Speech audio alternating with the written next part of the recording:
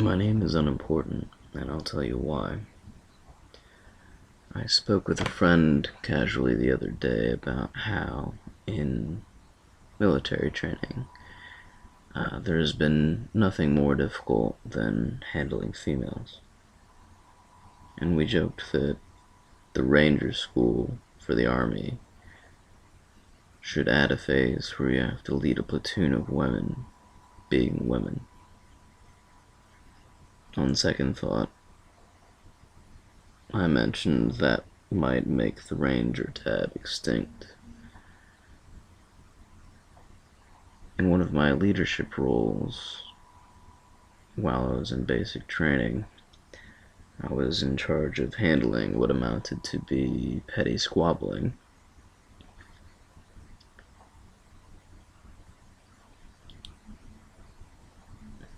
It took me about 20 minutes to sort out why an entire squad would not shut the fuck up while we were in formation.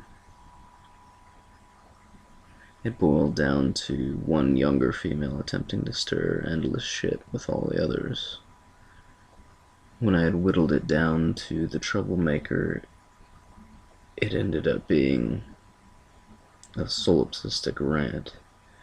I had to absorb all of the emotions like a tampon just to make her act civil toward all the other female soldiers.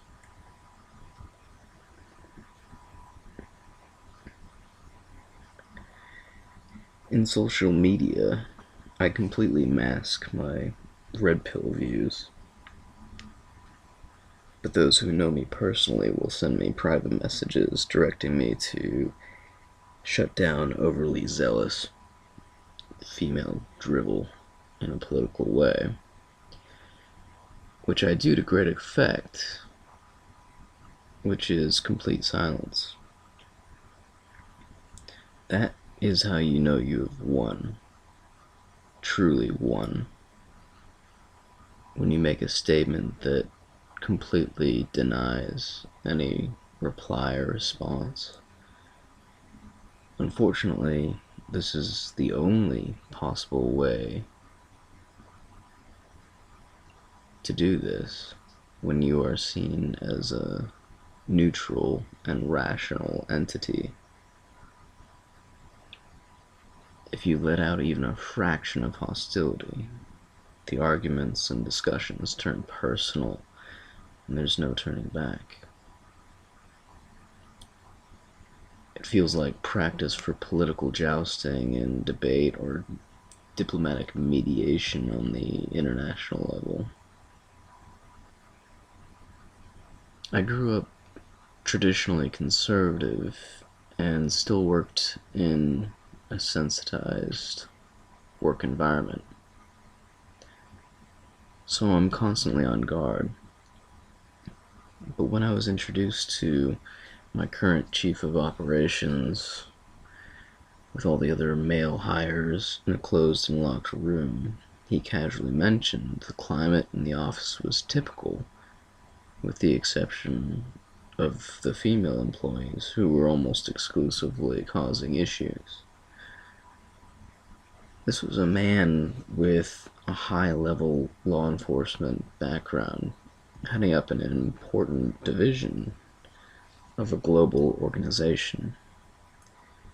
He wasn't some slouch, and yet he openly made a sexist comment when he didn't know who we were, only that we were men qualified to work for him. To him, that was enough comfort to know he could say something with that, well, like that, with impunity. And at the same time, likely find friendly agreement. Only once did I mention it again to another younger male employee who was there when it happened some months later. He agreed it surprised him, but it was never spoken of again.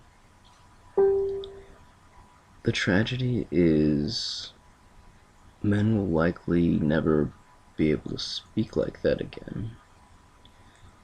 Even though it is a factual observation with relevance to work productivity,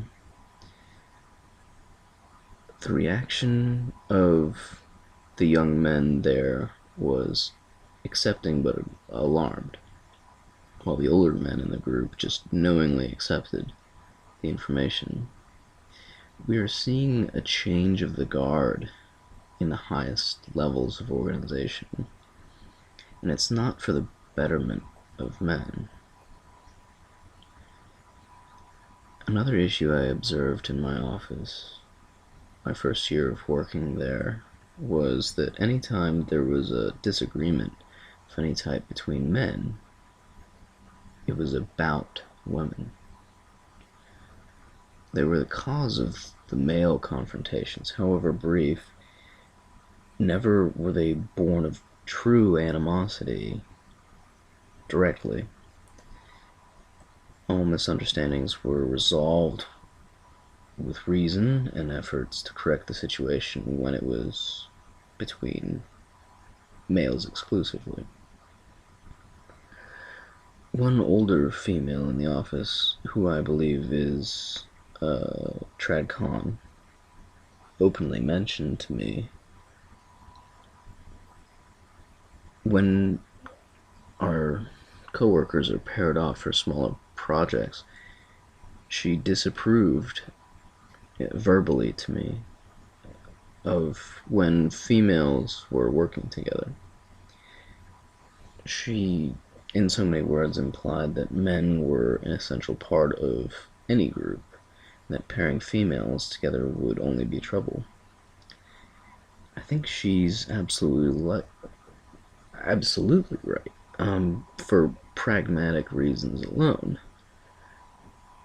I work in an office that has a diverse generational, demographic, and minority representatives, as well as female majority. So it is easier and easier to see where generations, demographics, and professionalism collides.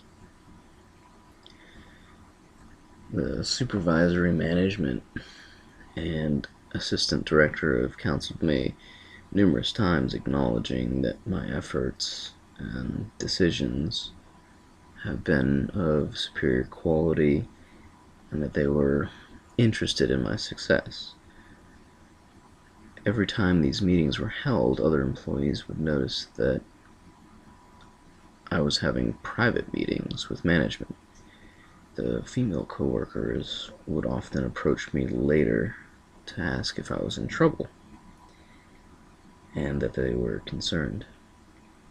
I would say no, but I'm not sure they believed me, because each time they would ask whether I was in trouble, every single time, I would hear about it some way, somehow. I can only assume that they have been called into private meetings with management, but for negative counseling. It's like that comedian's bit where his dog is an indoor dog, and the only time the dog leaves the apartment to go to the veterinarian.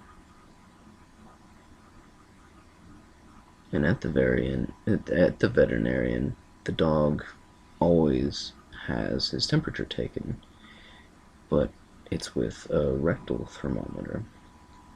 The comedian worries that his dog must think he's being sodomized by thermometers every day he leaves to go to work. In that same way, women who only get called into management counseling for negative reviews must think it happens to everyone else too. Solipsism strikes again. A feminist listening to this would call my observations proof of patriarchy and obvious favoritism or sexism. The reality is, whenever I attempt to display humility for my extra efforts, they have recognized and praised. They interrupt me to say, quote, do you see anyone else doing what you're doing? Nobody is willing to step up the way you do, end quote. And the following year, I'm beginning to see more and more what they mean. Just earlier today, one of my senior member staff, whom I carbon copied in a communication trying to resolve a complicated issue, approached me directly to explain that when she is confronted by difficulties from subordinate affiliates to our office, she defaults to a hostile posture instead of, quote, babying them, end quote. The level of passive aggression implied by that attitude is embarrassing for the image of our organization. And essentially it's the opposite our organization should strive to attain.